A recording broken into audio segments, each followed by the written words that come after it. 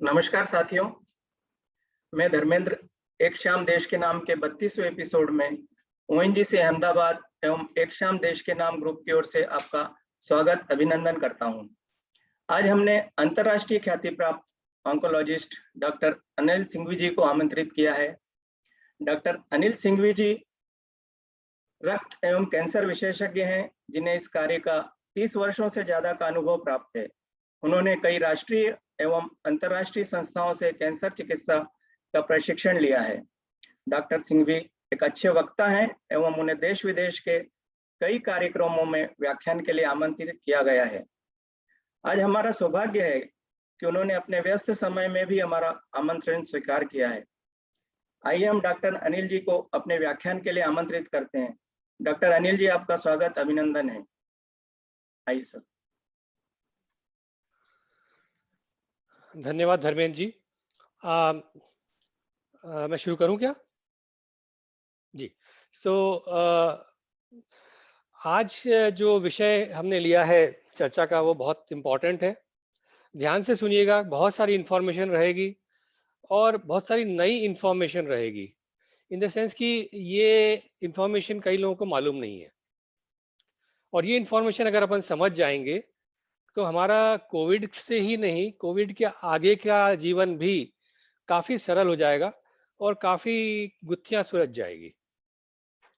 आज कोविड को लेकर सब लोग परेशान हैं, तरह तरह के ट्रीटमेंट्स किए जा रहे हैं, लोग ऑक्सीजन के लिए, बेड्स के लिए भागम भाग में लगे हुए हैं। तो ऐसे माहौल में कुछ प्रश्न उठते हैं दिमाग में। पहला प्रश्न जो हमेशा उठता है कि ऐसा क्यों होता है कि कुछ लोग तो ठीक हो जाते हैं घर पे ही, किसी को कुछ भी नहीं होता, और हम देखते हैं कि कई लोग, यंग लोग 2, 3, 4 दिन में आईसीयू में पहुंच जाते हैं। इसका क्या कारण है? दूसरा प्रश्न जो दिमाग में उठता है वो ये कि अम, आखिर इस मर्ज की दवा क्या है? पहले डॉक्सीसाइक्लिन, एजिथ्रोमाइसिन तरह तरह की एंटीबायोटिक्स दी जा रही थी, पर ये क्लियर था कि एंटीबायोटिक्स हैं जो वायरस के अगेंस्ट काम नहीं कर सकती। फिर आइवरमेक्टिन दी जा रही थी, फिर बड़ी स्टडीज आ गई, बाहर की स्टडीज आ गई कि आइवरमेक्टिन भी टोटली बेअसर दवा है।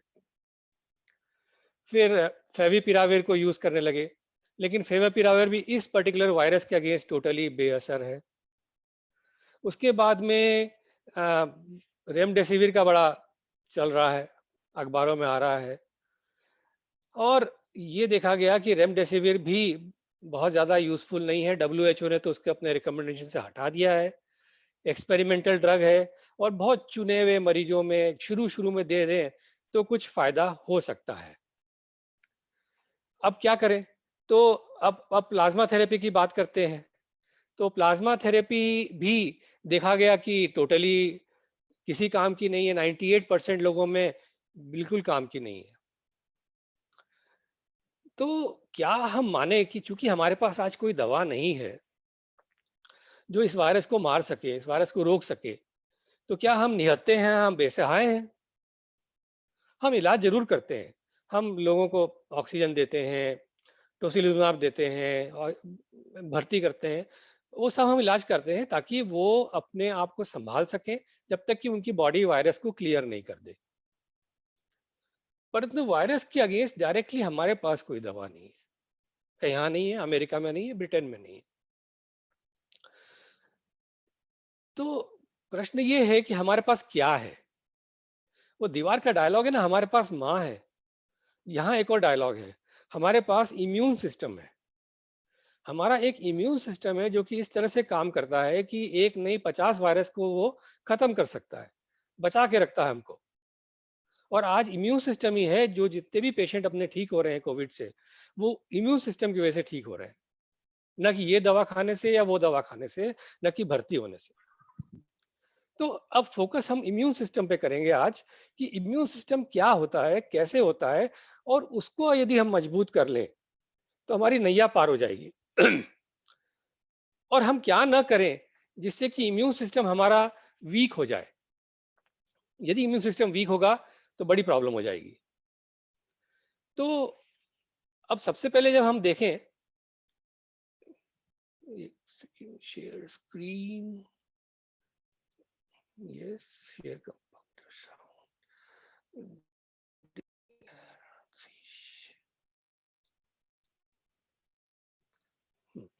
तो मेरी स्क्रीन आपको दिख रही होगी। अब जो हमारे बॉडी पे रोज तरह तरह के माइक्रो ऑर्गेनिजम्स, तरह तरह के कीटाणु अटैक करते हैं, रोज करते हैं, हर मिनट करते हैं, हर घंटे करते हैं, लेकिन हम रोज बीमार नहीं पड़ते, हमें रोज दवा भी नहीं खानी पड़ती। तो ऐसा क्यों? तो ऐसा इसलिए क्योंकि हमारे अंदर एक इम्यून सिस्टम है जो कि इनको क्लियर करता है। लेकिन उसको समझने के पहले हम ये देखें कि हमारे पास कितने तरह के कीटाणु हमको अटैक करते हैं। तो इस स्क्रीन पे आप देखेंगे कि सबसे कॉमन जो है वो लेफ्ट साइड में बैक्टीरिया है, जो कि सबसे ज्यादा अटैक करता है। उसके बाद वायरस, फिर फंगस और फिर पैरासाइट्स जैसे मलेरिया। तो इन सभी के अटैक से बचने के लिए हमारे पास तरह तरह की दवाइयां हैं जो हमने इजाद करके रखी है। जैसे बैक्टीरिया के अगेंस्ट हमारे पास एंटीबायोटिक्स हैं, वायरस के अगेंस्ट, कुछ वायरसेस के अगेंस्ट हमारे पास दवाइयां हैं, जैसे हर्पीज वायरस है, HIV वायरस है, मलेरिया के अगेंस्ट हमारे पास दवा है, फंगस के अगेंस्ट हमारे पास कुछ कुछ दवाइयां हैं। तो हर एक टाइप ऑफ कीटाणु जो भी रहेगा उसके हिसाब से दवा फिक्स है। तो हम सबसे पहले हम आज ये एंटीबायोटिक की बात करेंगे, क्योंकि एंटीबायोटिक क्या होते हैं। एंटीबायोटिक, ब्रॉड स्पेक्ट्रम एंटीबायोटिक बहुत सारे होते हैं, जिसमें कि कॉमन जो हम लोग यूज करते हैं वो डॉक्सीसाइक्लिन है, अजिथ्रोमाइसिन है, ओफ्लॉक्सासिन है, मेरोपेनम है, टिकोप्लानिन, तरह तरह के एंटीबायोटिक्स है। ये ब्रॉड स्पेक्ट्रम एंटीबायोटिक का मतलब ये होता है कि न सिर्फ वो एक कीटाणु को मारता है, बल्कि उसके आसपास के जितने भी मिलते जुलते जितने कीटाणु है वो सबको खत्म करता है। इसका बहुत महत्व रहेगा, अभी ध्यान रखिएगा। पर पते की बात यह है कि एंटीबायोटिक्स पैरासाइट्स को टच भी नहीं करते। पैरासाइट तो हंसता रहता है, वायरसेस को छू भी नहीं सकता, बोलते हैं वी आर नॉट बैक्टीरिया, जितनी मर्जी उतनी एंटीबायोटिक खाओ, हमें कुछ फर्क नहीं पड़ेगा। और वैसे ही फंगाई को कुछ नहीं करता। तो शुरू में पिछले साल जब ये एपिडेमिक आया था, तो हर किसी को एंटीबायोटिक पूरे दुनिया में दी जाती थी। लेकिन फिर अल्टीमेटली ये मिथ थी, ये देखा गया कि ये चूंकि कोविड-19 वायरस से होता है तो एंटीबायोटिक काम नहीं करती, बैक्टीरिया के अगेंस्ट ही काम करती है, इसलिए एंटीबायोटिक फजूल है, नहीं देना चाहिए। ये तो बड़ा क्लियर हो गया। पर अगला प्रश्न ये है जो कि इंपॉर्टेंट है कि क्या एंटीबायोटिक हम वायरल इन्फेक्शन में खाएंगे तो कुछ नुकसान हो सकता है क्या? ये एक क्वेश्चन का आंसर देने की कोशिश करते हैं। इस क्वेश्चन को देखने के लिए हमें ये समझना पड़ेगा कि हमारा इम्यून सिस्टम कैसे काम करता है। हमारा इम्यून सिस्टम अपने शरीर के अंदर रहता है, बहुत सारे इम्यून सेल्स होते हैं, लेकिन उसके साथ साथ हमारे शरीर के अंदर ये बहुत सारे कीटाणु भी रहते हैं जो हमारे अंदर रहते हैं। इसको हम बोलते हैं मित्र कीटाणु, फ्रेंडली बैक्टीरिया। और चूंकि फ्रेंडली बैक्टीरिया है, ये हमारे लिए बहुत सारा काम करते हैं। हमने उनको घर दिया हुआ रहने के लिए, वो किराएदार है, और चूंकि वो किराएदार है तो घर को चमका के रखते हैं। क्या क्या करते हैं हमारे लिए बहुत तरह तरह के काम करते हैं। चलिए उसके ऊपर एक छोटा सा वीडियो है, वो देखिएगा। ये बैक्टीरिया हमारे अंदर हमारे एक सेल से 10 गुना ज्यादा तादाद में है। ये शायद हमें समझ में नहीं आया था अभी तक। तो ये आप छोटा सा एक 3 मिनट का वीडियो देखिए। देखिए आपके चारों तरफ, आपके शरीर के ऊपर, आपके शरीर के अंदर तरह तरह के कीटाणु हैं, तरह तरह के बैक्टीरिया है, फंगस है, और भी तरह तरह के कीटाणु हैं। और ये कीटाणु इतने ज़्यादा हैं कि ये आपके कीटाणु से, आपके सेल से 10 गुना ज़्यादा सेल्स हैं। और इन्हें ह्यूमन माइक्रोबायोम कहा गया है। ह्यूमन माइक्रोबायोम उसको कहा जाता है कि जो हमारे अस्तित्व में हमसे 10 गुना ज़्यादा कीटाणु हम लेके चलते हैं, उसे ह्यूमन माइक्रोबायोम कहा गया है। अब हम सोच सकते हैं कि क्या हम इन कीटाणु को हटा सकते हैं, क्या हम कीटाणु को ख़त्म कर सकते हैं? जी जरूर कर सकते हैं।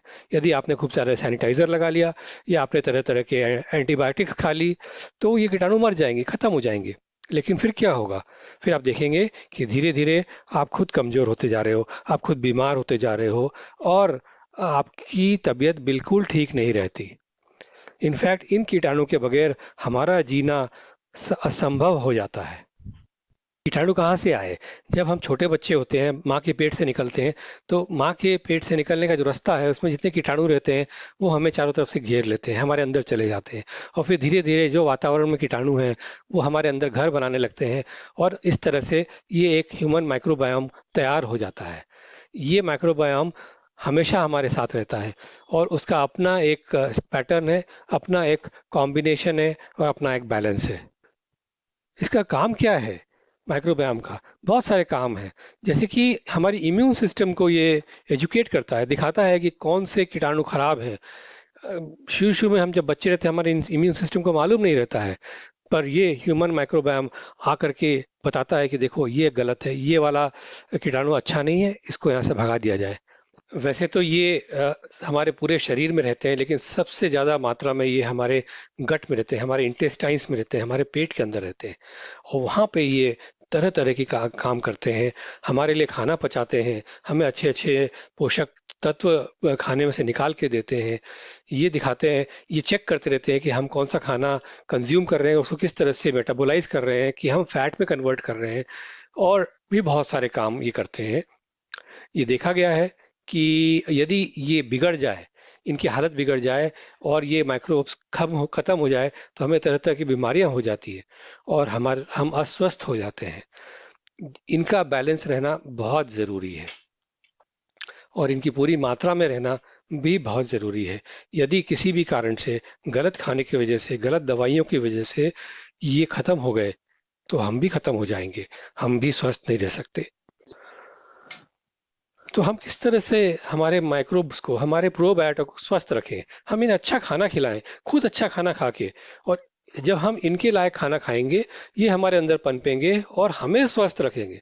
ये बहुत ज़रूरी है समझना, क्योंकि यदि हमारे ऊपर, हमारे अंदर सब तरफ ये 90% जो जिससे हम बने हैं, ये अगर अच्छे बैक्टीरिया हैं जो हमारे लिए काम कर रहे हैं, तो फिर हम स्वस्थ हो जाते हैं, हम मजबूत हो जाते हैं और हम तंदुरुस्त हो जाते हैं। और इससे अच्छी बात कोई हो नहीं सकती। अगर हमें किसी रोग से लड़ना है, हमें किसी वायरस से लड़ना है, तो हमारा जो गट माइक्रोबायोम है, इसे स्वस्थ रहना पड़ेगा। तो ये आपने देखा कि किस तरह से ये बहुत इम्पोर्टेंट है, क्योंकि ये हमारे ही बॉडी का एक पार्ट है। यहाँ पे और भी ज़्यादा ये महत्व रखता है, बिकॉज़ ये माइक्रोबायोम जो है, ये बैक्टीरिया जो है, हमारे इम्यून सिस्टम के साथ में बहुत क्लोज़ली लिंक्ड है। देखिए, सबसे बड़ा इम्यून ऑर्गन हमारे बॉडी में क्या है? हमारे बॉडी में सबसे बड़ा इम्यून ऑर्गन इंटेस्टाइन है, क्योंकि सबसे बड़ा एरिया है वहाँ। 70% इम्यून सेल्स इंटेस्टाइन में रहते हैं और एक पतली सी परत रहती है जिसके अंदर इम्यून सिस्टम बैठा रहता है, और उसके ऑपोजिट साइड में ये लाखों करोड़ों की तादाद में माइक्रोबायोम के हमारे कीटाणु रहते हैं, जो आपस में बात करते रहते हैं। और माइक्रोबायोम इम्यून सिस्टम को बताता है कि उसको किस तरह से रेस्पॉन्ड करना चाहिए कोई भी अटैक हो तो। फॉर एग्जाम्पल, ये माइक्रोबायोम का एक लेफ्ट साइड में बैक्टीरिया है, तो ये कहता है, फोन लगा रहा है इम्यून सिस्टम को कि guys we got a situation here, incoming rotavirus. Rotavirus आ गया है। शायद आपको मालूम नहीं होगा कि गर्मियों में जितने भी लोगों को पतली दस्त लगती है, वो रोटा वायरस से लगती है। बच्चों को दस्त लगती है, रोटा वायरस से लगती है। तो ये बताता है, इम्यून सेल को फोन लगाता है, इम्यून सेल इमीडिएटली रेस्पॉन्ड करता है, चलो तुम बताओ कौन से ट्रूप्स चाहिए, मैं भेजता हूँ, सेना भेज रहा हूँ। और वो जाकर के उस वायरस को खत्म कर देते हैं। तो यहाँ पे आप ये देख रहे हैं कि इस तरह से ये जो पार्ट है, गट बैक्टीरिया का पार्ट है, जो माइक्रोबायोम का पार्ट है, बहुत इंपॉर्टेंट है हमारे को बचाव करने के लिए, हमारी बचाव के लिए। तो इनफैक्ट ये देखा गया है कि चूंकि वो हमारे लिए मेटाबॉलिज्म करते हैं, हमारे को अच्छा खाना पचा के देते हैं, माइक्रो न्यूट्रिएंट्स देते हैं, फैट को कितना रखना है शरीर पे वो तय करता है, इम्यून सिस्टम को कैसे रखना है वो तय करता है। तो ये देखा गया है कि जिसका गट माइक्रोबायोम अच्छा होगा, उसकी सेहत अच्छी होगी, ये तय है। और जिसका गट माइक्रोबायोम बिगड़ा, उसकी सेहत बिगड़ेगी, उसे डायबिटीज हो जाएगी, उसे मोटापा हो जाएगा और तरह तरह की बीमारियां उसको पकड़ लेगी। अब सवाल ये है कि अब ये मैं बताऊं आपको कि किस तरह से प्रैक्टिकली ये हमारे काम आते हैं। यदि हमने अच्छा खाना खाया जिसमें कि फ्लेविनॉइड्स हैं, जैसे आप लेफ्ट साइड में देख रहे हैं, तो उस खाने को पचाने के लिए ये फ्रेंडली बैक्टीरिया जो है, ये काम करता है।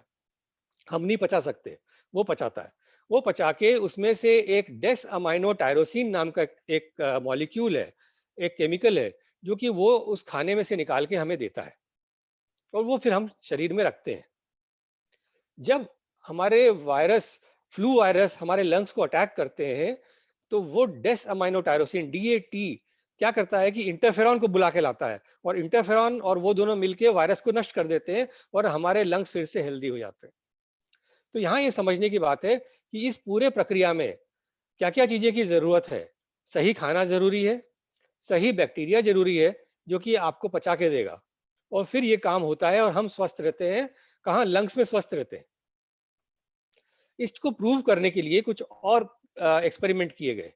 पहले ये माइस में एक्सपेरिमेंट किया गया, चूहों में एक्सपेरिमेंट किया गया, जिसमें कि आधे ग्रुप ऑफ चूहों को लेकर के उन्होंने एंटीबायोटिक दे दी, एंटीबायोटिक की गोलियां दे दी, जैसे अपन लोग पतली दस्त वगैरह में खाते हैं।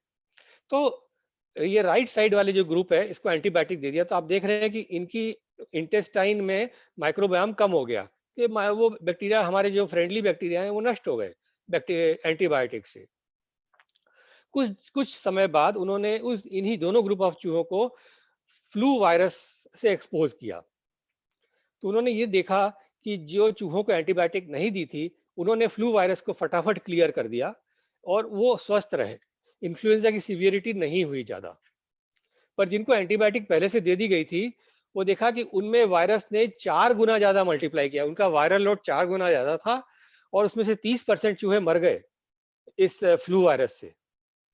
तो यहाँ हम देख रहे हैं कि ये माइक्रोबियोम यहाँ नहीं होने से ओवरऑल कितनी बड़ी प्रॉब्लम हो रही है हेल्थ में, और वायरस से निपटने में बहुत बड़ी प्रॉब्लम हो रही है।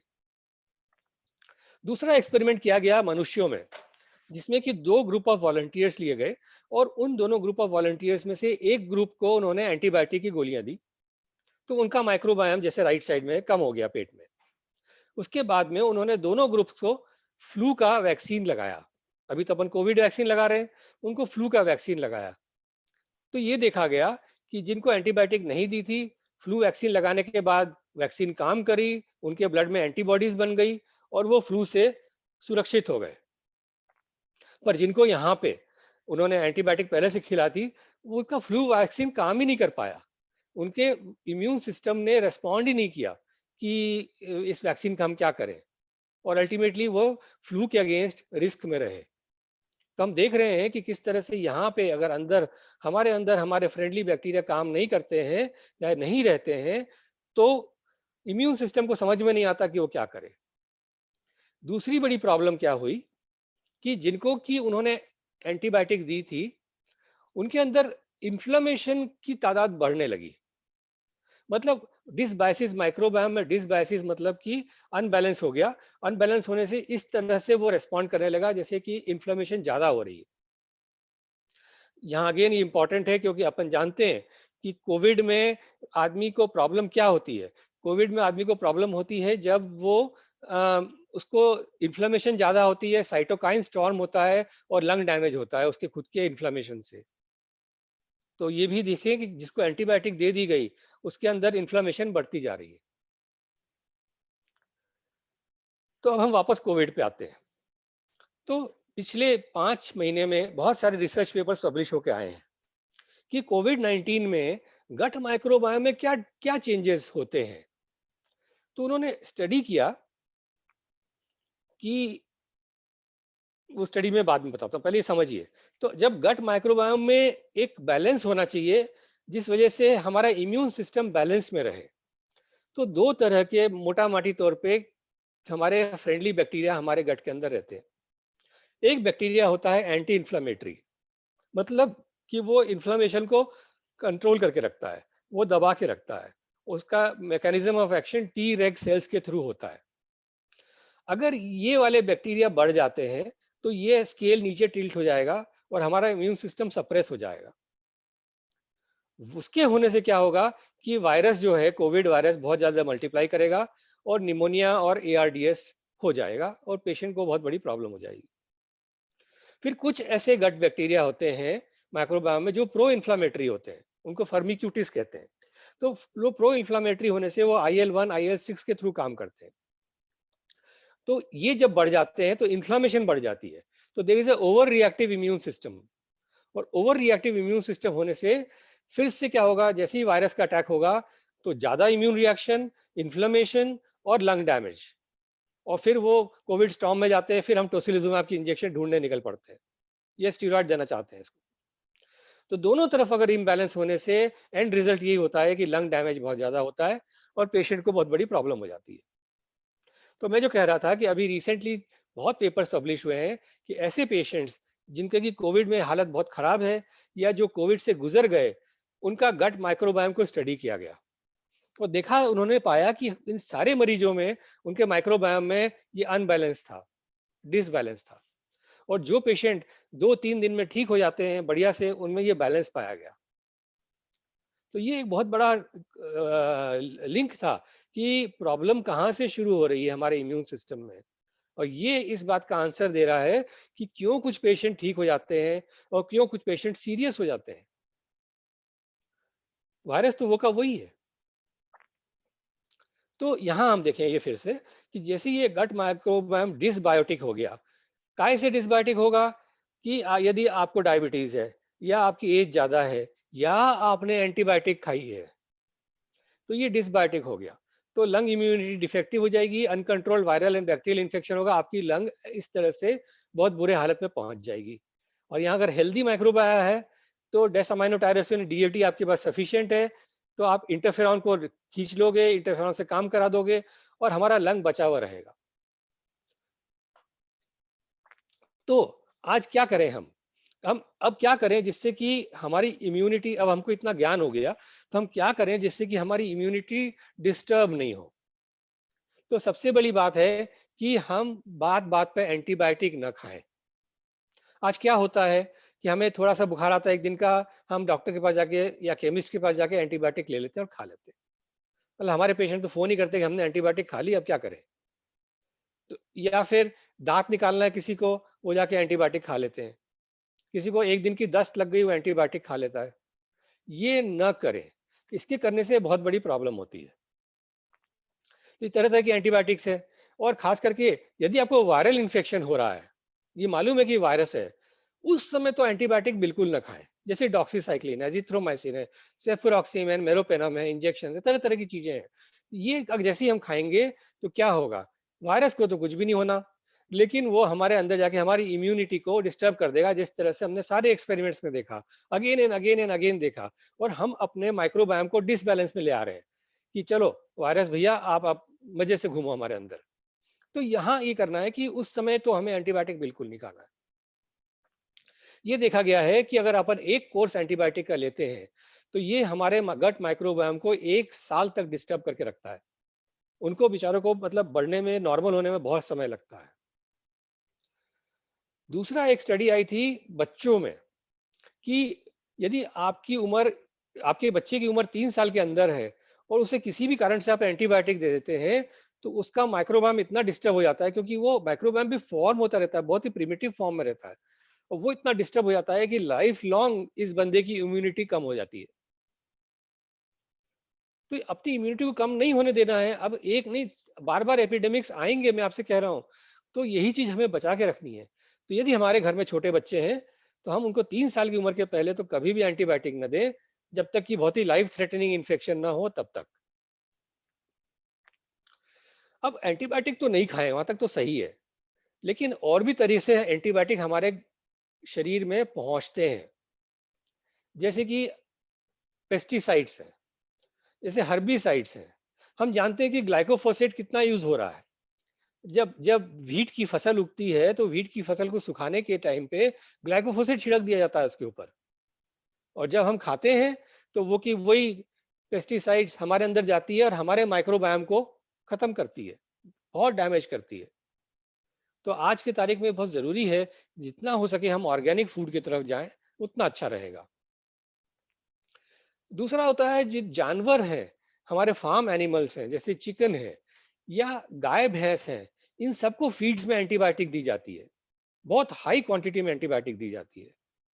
और उनका मीट या उनका दूध जब हम पीते हैं तो हमारे अंदर ये सारे एंटीबायोटिक पहुंच रही है, जाने अनजाने में, और हमारे माइक्रोबायोम को डैमेज कर रही है।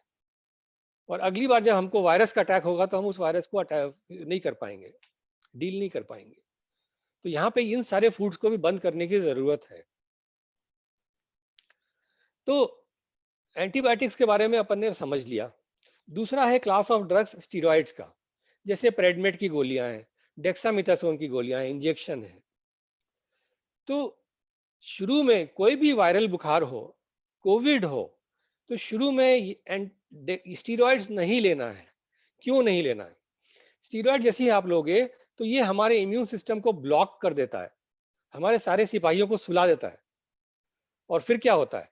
फिर क्या होता है कि वायरस एक नहीं 4 गुना तरह से मल्टीप्लाई होता है। एक नहीं 10 स्टडी में ये प्रूव हो चुका है। इनफैक्ट अभी जो रिकवरी ट्रायल जो यूके में आया, उसमें ये क्लियर आया कि स्टीरॉइड्स यदि शुरू में दिया जाए तो मरने वालों की संख्या 3.5% बढ़ जाती है कोविड से।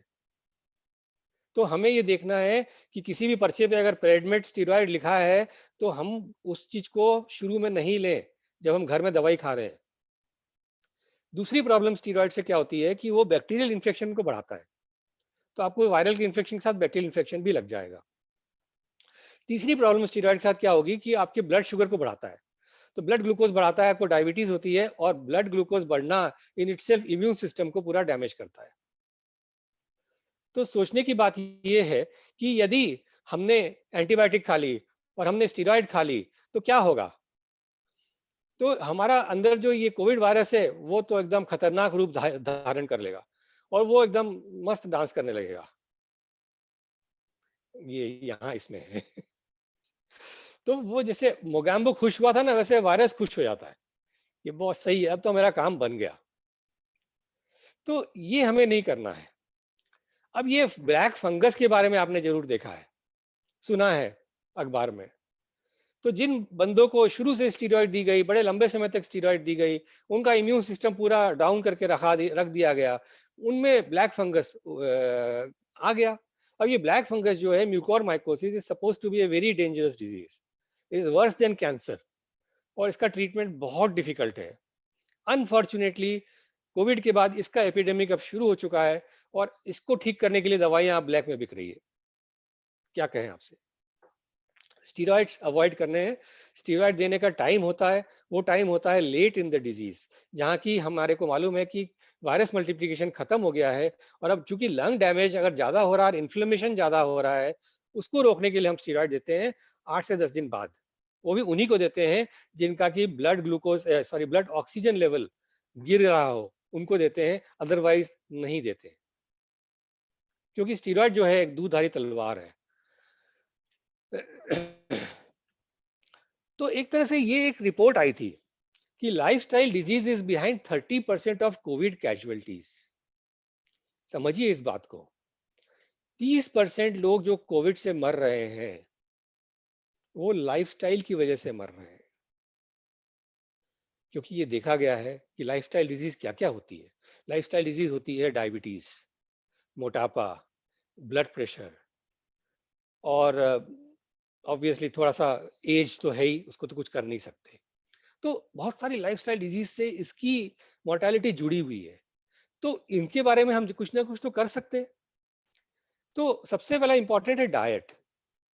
डाइट हमारी ऐसी रहनी चाहिए कि हमारे अंदर हेल्दी गट माइक्रोबायोम को वो फीड करे।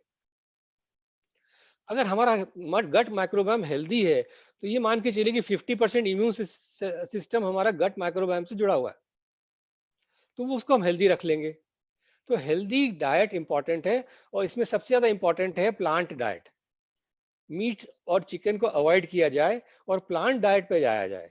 तो प्लांट डाइट ही ऐसा होता है जो कि गट माइक्रोबायोम के जो अच्छे कीटाणु हैं उनको बहुत अच्छा लगता है, और उसमें जिसमें फाइबर ज्यादा हो वो बहुत इंपॉर्टेंट है, क्योंकि उनको फाइबर को पचाने में बहुत अच्छा लगता है, उसमें से वो अच्छे अच्छे हमको मॉलिक्यूल निकाल के देते हैं। तो जितनी भी तरह की दालें हैं, वेजिटेबल्स हैं, और नट्स हैं, इस तरह के फूड को लेना है। दूसरी चीज का ध्यान रखना है कि हमारे गट माइक्रोबायोम डाइवर्स होता है। आपने देखा होगा कि तरह तरह के कम से कम 25-30 तरह के कीटाणु हैं वहाँ, उनको सबको अपना अलग अलग खाना चाहिए। तो हमारा फूड भी डाइवर्स होना चाहिए। हम कहते हैं कि आपको कम से कम 30 तरह की वेजिटेबल्स लेनी चाहिए, एक के बाद एक दिन तो में नहीं, लेकिन रोटेशन में। अगर 30 तरह की वेजिटेबल्स हम लेंगे तो हमारी माइक्रोबायोम परफेक्ट रहेगा और वो हमको बचा के रखेगा। फिर हमें कॉम्प्लेक्स कार्बोहाइड्रेट्स पे जाना है, सिंपल कार्बोहाइड्रेट्स नहीं लेना है। जितने हम सिंपल शुगर्स और सिंपल कार्बोहाइड्रेट्स लेंगे वो बैड बैक्टीरिया को वहां पे पन पाएगा। फॉर एग्जाम्पल, यदि हमने इस तरह के फूड लिया जिसमें शुगर ज्यादा है, जो प्रोसेस्ड फूड ज्यादा है, वो आजकल की जनरेशन बहुत लेती है, तो क्या होता है, उससे बैड बैक्टीरिया ग्रो होते हैं हमारे अंदर। और ये देखिए बैड बैक्टीरिया क्या करते हैं, हमारे गट के अंदर छेद करते हैं, हमारे गट लाइनिंग में छेद करते हैं, और हमें एक प्रॉब्लम हो जाती है जिसको कि लीकी गट सिंड्रोम बोलते हैं। और लीकी गट सिंड्रोम में हमेशा ये देखा गया है कि इन्फ्लेमेशन ज्यादा होता है और इम्यून सिस्टम पूरा हेवायर चला जाता है। और इन्फ्लेमेशन और इम्यून सिस्टम ही हेवायर जाएगा तो आपको कोविड स्टॉर्म होगा और साइटोकाइन स्टॉर्म होगा। फिर मोटापे की बात करें तो ये अब एक लाइफ थ्रेटनिंग डिजीज हो गई है। आज समझिए आप कि हमारे पास और कोई इलाज नहीं है, और अगर हम अपने आप को रिस्क में रखते हैं इस तरह के रिस्की रिस्क फैक्टर से, तो हमें बड़ी प्रॉब्लम होने वाली है। तो ये भी दूर करने की जरूरत है। एक और स्टडी आई कैलिफोर्निया से कि यदि आप एक्सरसाइज करेंगे तो उन्होंने देखा, 50,000 लोगों की स्टडी थी, कि जो लोग रेगुलरली एक्सरसाइज करते थे उनके अंदर बहुत कम रिस्क थी, या तो वो हॉस्पिटलाइज होंगे या कोविड से मरेंगे। तो एक्सरसाइज बहुत इंपॉर्टेंट है, उसके ऊपर भी ध्यान रखने की जरूरत है। डायबिटीज, कोविड में देखा गया है कि यदि जिसको डायबिटीज है उसके पास 11% ज्यादा चांसेस है डेथ के by Covid rather than survival. तो डायबिटीज से बचना है। और मेरा ये पूरा एक्सपीरियंस है, मेरा मानना है, मेरी रिसर्च है कि डायबिटीज को पूरी जड़ से निकाला जा सकता है, जड़ से ठीक किया जा सकता है, लाइफस्टाइल चेंज करके और डाइट को चेंज करके। तो डायबिटीज पे बहुत ध्यान देने की जरूरत है। और फिर स्लीप के बारे में अपन बात करते हैं कि अगर अच्छी स्लीप अपन लेते हैं तो बहुत सारे इसके फायदे हैं, लेकिन सबसे ज्यादा फायदा ये भी है कि इम्यून सिस्टम जो है हमारा रिजुविनेट होता है और इम्यून सिस्टम स्ट्रांग रहता है। तो ये इम्यून सिस्टम की बातें हुई। अब आखिरी में सिर्फ एक बात और बताऊंगा जो कि मेरे को बहुत ज्यादा मतलब चिंता में डालती है, कि चूंकि आज इतने सारे हजारों की तादाद में रोज कोविड पेशेंट्स का इलाज हो रहा है, सबको एंटीबायोटिक दी जा रही है, हॉस्पिटल में जो एडमिट होता है उसको तो सबको एंटीबायोटिक दी जाती है, उसकी कोई जरूरत नहीं है। तो क्या हो रहा है कि हमारे पास हमारे चारों तरफ एंटीबायोटिक रेसिस्टेंट बैक्टीरिया बन रहे हैं। अब क्या हो रहा है कि ऐसे बैक्टीरिया हमारे चारों तरफ हमारे एनवायरनमेंट में पनप रहे हैं जिन पे कोई एंटीबायोटिक काम नहीं करेगी, और इसका एपिडेमिक 6 महीने के अंदर शुरू होने वाला है। ऑलरेडी अमेरिका में वो परेशान है ऐसा थोड़े से, क्योंकि उन्होंने शुरू के 2-3 महीने में बहुत एंटीबायोटिक दी थी कोविड में लास्ट ईयर, अब नहीं देते वो। पर हमारे यहाँ हाईएस्ट से हाईएस्ट एंटीबायोटिक जो कि हम लोग सेप्टिसीमिया में ये यूज करते हैं, जो कि बहुत ही सीरियस पेशेंट्स में यूज करते हैं, वो हर एक कोविड पेशेंट को दी जा रही है। तो कुल मिला के ये एक बहुत बड़ी प्रॉब्लम आने वाली है, एंटीबायोटिक रेसिस्टेंट बैक्टीरिया। उससे क्या होगा, कल को आपको सिजेरियन ऑपरेशन कराना है, आपको खतरा रहेगा, आपको फ्रैक्चर का ऑपरेशन कराना है, खतरा रहेगा, आपको हार्ट का ऑपरेशन कराना है, बहुत बड़ा खतरा रहेगा इन्फेक्शन का। तो अब क्या है कि हम ये एक देख रहे हैं कि हमारे पास पहले एपिडेमिक आया स्वाइन फ्लू का, फिर एपिडेमिक आया डेंगू का, और अब कोविड का एपिडेमिक आया है। ये सारे के सारे वायरस के एपिडेमिक होते हैं, और चूंकि ये वायरस के एपिडेमिक होते हैं तो ये न्यूज कहाँ से आ रही है। हाँ, तो ये जितने भी एपिडेमिक्स है ये वायरस के एपिडेमिक है, इसके अगेंस्ट हमारे पास कोई दवाइयां भी नहीं रही। तो हमें वही चीज बचा सकती है जो कि हमारे इम्यून सिस्टम है, वही काम करके इसको बचा सकता है। तो बॉडी हमारी वायरस को फाइट करने के लिए बिल्कुल तत्पर है, बिल्कुल हमारे बॉडी में सारी शक्ति है जो कि वायरस को फाइट कर ले। हमें सिर्फ इतना करना है कि वो शक्ति को स्ट्रांग रखना है, और बीच में नहीं आना है कि हम अपनी शक्ति को कम करें। अगर हमारे पास अटैक होता है तो हम अपनी जवानों को गोली मार के नहीं गिरा देते, हम उनको लड़ने के लिए आगे भेजते हैं। इस पे ध्यान रखना है, और इस पे हम ध्यान रखेंगे तो आगे जाकर के हमारा भविष्य अच्छा रहेगा। हम यही एपिडेमिक नहीं, आगे सारे एपिडेमिक से बच सकते हैं और अपने सारी डिजीजेस को काबू में कर सकते हैं। तो ये मेरा अभी इनिशियल प्रेजेंटेशन रहा है। मेरे को मालूम है इसमें बहुत सारे प्रश्न आएंगे, तो ये प्रश्नों का बिल्कुल स्वागत है। अगर किसी को और बाद में भी कोई प्रश्न पूछना है या कुछ है, तो ये मेरे कॉन्टैक्ट डिटेल्स है, इन पे आप बिल्कुल कॉन्टैक्ट कर सकते हैं। इसके साथ मैं प्रेजेंटेशन बंद करता हूँ। धन्यवाद।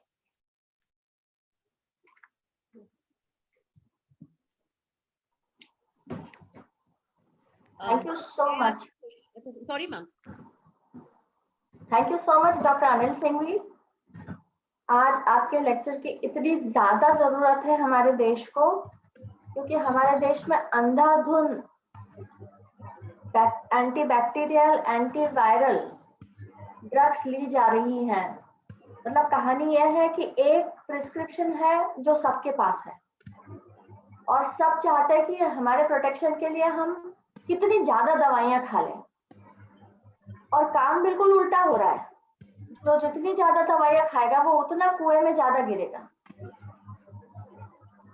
तो आपका लेक्चर हम प्रिजर्व भी करेंगे, हम YouTube पे डाल के सबको अवगत कराएंगे कि अपनी इम्यूनिटी पे ज्यादा विश्वास करें, ना कि दवाइयों पे। इम्यूनिटी वायरस, कोरोना वायरस से बहुत अच्छे से लड़ सकती है, और दवाइयों पे हम विश्वास कर ही नहीं सकते क्योंकि वो असरकारक ही नहीं है। अब मैं ऑडियंस को इनवाइट कर रही हूँ प्रश्न पूछने के लिए।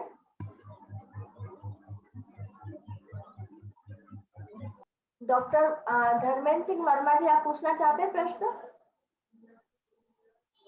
अनम्यूट कर लीजिए प्लीज। बहुत बहुत धन्यवाद। डॉक्टर साहब, आपने बहुत ही अच्छी तरीके से और डिटेल में समझाया है, और इसकी खासियत यह है कि ये एक लेमैन भी इसको समझ सकता है। मेरा एक सवाल ये डॉक्टर साहब कि आज के सिनेरियो में जो हम लोग एंजाइटी बढ़ रही है और जो पैनिक हो रहा है, ऑक्सीजन अवेलेबल नहीं है, बेड अवेलेबल नहीं है, रेमडेसिविर खत्म हो गया है, तो ये जो पेशेंट क्या हो रहा है कि वो पैनिक बहुत ज्यादा हो रहा है, जबकि उसकी वो कंडीशन है नहीं, वो मॉडरेट कंडीशन में है, लेकिन इन अव्यवस्थाओं के कारण या इस कारण वो पैनिक हो रहा है। तो इस पैनिकनेस को कैसे कम किया जाए, इस एंजाइटी को कैसे कम किया जाए? और एक मैं क्षमा चाहूंगा, मैं चूंकि ध्यान मेडिटेशन में थोड़ा इन्वॉल्व रहता हूं, तो मैं सजेशन नहीं दे रहा हूं, मैं अपना एक अनुभव बताना चाह रहा हूं कि मैं ध्यान में, जब हम ध्यान में जाते हैं, मेडिटेशन में रहते हैं, तो इन सब चीजों से हम स्वतः ही कंफर्टेबली ईज आउट हो जाते हैं, और इनके साथ हम रहना, इनके साथ हम फाइट करना सीख जाते हैं। पैनिकनेस का एक उदाहरण मैं ये भी देख रहा हूँ कि लोगों की ऑक्सीजन की डिमांड बहुत बढ़ जाती है। जब वो पैनिक होता है तो वो ऑक्सीजन की डिमांड ज्यादा करने लगता है, जबकि है नहीं उसकी डिमांड इतनी, उसका ब्लड शुगर लेवल एकदम बढ़ जाता है। तो मेरा ये रिक्वेस्ट है डॉक्टर साहब, हम आपसे ये जानना चाहते हैं कि इस पैनिकनेस को कैसे कम किया जाए, और ये जो एक अपरेंटली या जो फॉल्स ऑक्सीजन की डिमांड बढ़ गई है या ब्लड ग्लूकोज लेवल बढ़ गया है, इसके लिए आपका कुछ सजेशन आप हमें बताएं तो मेहरबानी। बिल्कुल, आपने बहुत ही इम्पोर्टेंट पॉइंट्स को टच किया है। पैनिक इज वेरी इम्पोर्टेंट, क्योंकि हो क्या रहा है कि हर किसी को ये समझ में नहीं आ रहा है कि उनके अंदर अंदरूनी शक्ति इतनी है कि वो इस चीज को डील कर सकते हैं। उनको लगता है कि मेरे को बाहर से क्या मिल जाए, हम कौन सी दवा खा लें, हम कौन सा काढ़ा पी लें, कौन सा क्या कर लें, तो उस चक्कर में सब भागम भाग लगी हुई है। और तो हमारे को ये है कहना कि हम पेशेंट्स ये कहते हैं कि घबराओ मत, हम आपके साथ हैं और हम आपके साथ आगे भी रहेंगे। अगर 5% चांस है कि आपकी तबीयत ज्यादा बिगड़ती है तो हम आपको एडमिट करेंगे और हम आपको ऑक्सीजन देंगे। जब तक वो तबीयत नहीं आती है तब तक आप घर पे आराम से बैठ के रहिए, कोई प्रॉब्लम नहीं होगी। आप घर पे अपना ऑक्सीजन लेवल मेजर कर सकते हो और नॉर्मल खाना खाओ, कुछ भी करने की जरूरत नहीं है। ये बहुत इंपॉर्टेंट है और मुझे मालूम है कि आप लोग सब समाज में बहुत काम करते हो और बहुत लोगों के साथ बात करते हो और बहुत लोगों को मदद करते हो, तो यही बातें हमको आगे पहुंचानी है। आज क्या हो रहा है, हमारे पास में फोन आते हैं, मेरे ब्लड बैंक भी है, उसमें फोन आते हैं, सब प्लाज्मा है क्या, प्लाज्मा है क्या। अब मैं उसको क्या बताऊं कि सब प्लाज्मा मतलब ये समझ लो कि तू जाके भभूत ले आ, हाँ वो ज्यादा काम करेगी। तो नहीं, मैं बिल्कुल सही कह रहा हूँ आपको कि प्लाज्मा थेरेपी कहीं वर्ल्ड में काम नहीं कर रही है, तो हम इंडिया में क्यों भाग रहे हैं प्लाज्मा के पीछे। आज वर्ल्ड में कहीं आइवरमेक्टिन नहीं दी जा रही, हम क्यों आइवरमेक्टिन दे रहे हैं। आज वर्ल्ड में कहीं डॉक्सीसाइक्लिन नहीं दी जा रही, हम क्यों दे रहे हैं? आज ये फेविपिराविर तो हंसते हैं लोग कि आप फेविपिराविर से इलाज करते हो। अगर हमने अमेरिका में हमारे जो मित्र लोग उनसे बोलते हैं डॉक्टर्स को, तो वो हंसते हैं। तो आज अमेरिका में सारे पेशेंट ठीक हो रहे हैं, ब्रिटेन में सारे पेशेंट ठीक हो रहे हैं, उनकी हमारे से कंडीशन बहुत अच्छी है। क्यों? उन्होंने तो कोई इस तरह की दवाएं यूज नहीं करी है। तो वो सिर्फ ये कर रहे हैं जो कि न्यायोचित है, जो कि साइंटिफिक है, कि घबराना नहीं है, वैक्सीन पे जरूर ध्यान दो और अपना ख्याल रखो और ऐसी चीजें नहीं लो जिससे कि हमारे को नुकसान हो। ये चीज हमें बस अगर बड़े तरीके से समझा देंगे और उनको ये बोलेंगे कि हम कहीं नहीं जा रहे हैं, हम डॉक्टर साहब आपके साथ हैं, तो शायद स्थिति में कुछ सुधार आ जाएगा। आईसीएमआर की गाइडलाइन आप देखिए, आईसीएमआर की गाइडलाइन में भी कुछ नहीं है ये। Thank you so much. Doctor Verma का क्वेश्चन बहुत जायज है कि हम पैनिक से हमारी कंडीशन और खराब कर रहे हैं, और एक डॉक्टर का ही कॉन्फिडेंस होता है जो पेशेंट्स में ट्रांसफर होता है। तो अगर सभी डॉक्टर्स अपने पेशेंट्स को कॉन्फिडेंटली कहें कि एंटीबायोटिक एंटीवायरल की जरूरत नहीं है, अपनी इम्यूनिटी स्ट्रॉन्ग करने के लिए जो जो चीजें करना है, तो हम जंग को बहुत अच्छी तरह से जीत सकेंगे। Thank you doctor Verma. अब मैं आमंत्रित कर रही हूँ भारतेंद्र विमल जी को।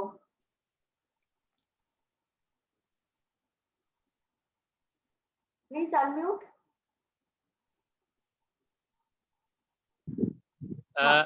यस सर मेरी आवाज आ रही है? यस हाँ, आ रही है। Thank you so much for the very basic knowledge about our immune system and all these things, sir. Thank you so much. Sir मेरा एक सिंपल सा ये क्वेश्चन है कि मेरे घर में, मैं तो अहमदाबाद में रहता हूँ, मेरा घर बिहार है, वहाँ मेरे फैमिली में लगभग 90% लोग सभी बीमार पड़ गए। कुछ लोगों ने टेस्ट करवाया, कुछ लोगों ने नहीं करवाया। मेरा ये है बेसिक क्वेश्चन कि सभी लोग डॉक्टर से दिखलाते हैं, सभी एंटीबायोटिक खाते हैं, जो मेरे घर में भी सर 1 दर्जन से ज्यादा डॉक्टर मेरे भाई बहन हैं, सभी लोग एंटीबायोटिक देते हैं। वो बोलते हैं मामा जी आप ये लीजिए, दादाजी आप ये लीजिए, और आज से नहीं 40-50 साल से यही खा रहे हैं। अब नहीं खाएंगे, अब आपको ये बताना पड़ेगा उनको कि अब आप बंद करें ये। बिल्कुल सही। तो उनको बहुत सारी जो दूसरी बीमारियां हैं वो बंद हो जाएगी। मैं आपसे कह रहा हूँ कि उनकी हेल्थ आप 2 साल बाद देखिएगा, 1 साल बाद देखिएगा, कितना फर्क पड़ेगा। लेकिन सर ये बेसिक है कि जैसे भी कोई बीमार पड़ेगा 2 दिन 3 दिन बाद अपने आप डॉक्टर से फोन करेगा, मेरे को ये हो गया, जो भी हो गया है, और वो उनको लिख के देंगे ही देंगे कि आप ये खाइए, ये लीजिए। हमें पता चल गया है और हमें अगर ये मालूम है कि ये चीज हमारे को नुकसान करती है, तो मेरे को तो कोई डॉक्टर भी बोले तो मैं तो नहीं लूंगा, क्योंकि मुझे मालूम है। तो मैं डॉक्टर से पूछूंगा कि इसका क्या कारण है बताइए, तो वो नहीं बता पाएंगे। तो धीरे धीरे उन डॉक्टर्स को भी एजुकेट होना पड़ेगा कि ये एक्चुअली में जरूरी नहीं है। वर्ल्ड भर में देखा जाए तो एंटीबायोटिक सिर्फ उन्हीं को दी जाती है जिनको लाइफ थ्रेटनिंग इन्फेक्शन होता है, और बाकी किसी को एंटीबायोटिक नहीं दी जाती। एक एंटीबायोटिक स्टीवर्डशिप का प्रोग्राम होता है जहाँ ये चेक किया जाता है डॉक्टर्स क्यों लिख रहे हैं। तो हमें जाना पड़ेगा वहां। आज इंडिया अगर प्रोग्रेस करना है तो हमें वर्ल्ड के साथ साथ चलना पड़ेगा। हम अंगूठा छाप काम नहीं कर सकते अब।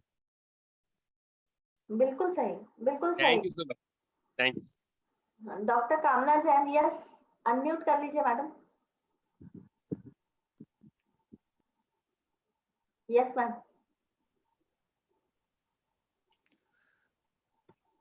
मैडम अनम्यूट करिए।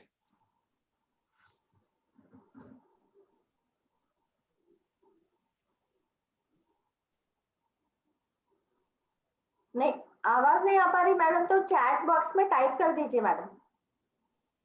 आपकी आवाज नहीं आ रही तो आप चैट बॉक्स में टाइप कर दीजिए, मैं पढ़ के सुना दूंगी। नहीं आप अनम्यूट करिए, अनम्यूट अभी किया था आपने।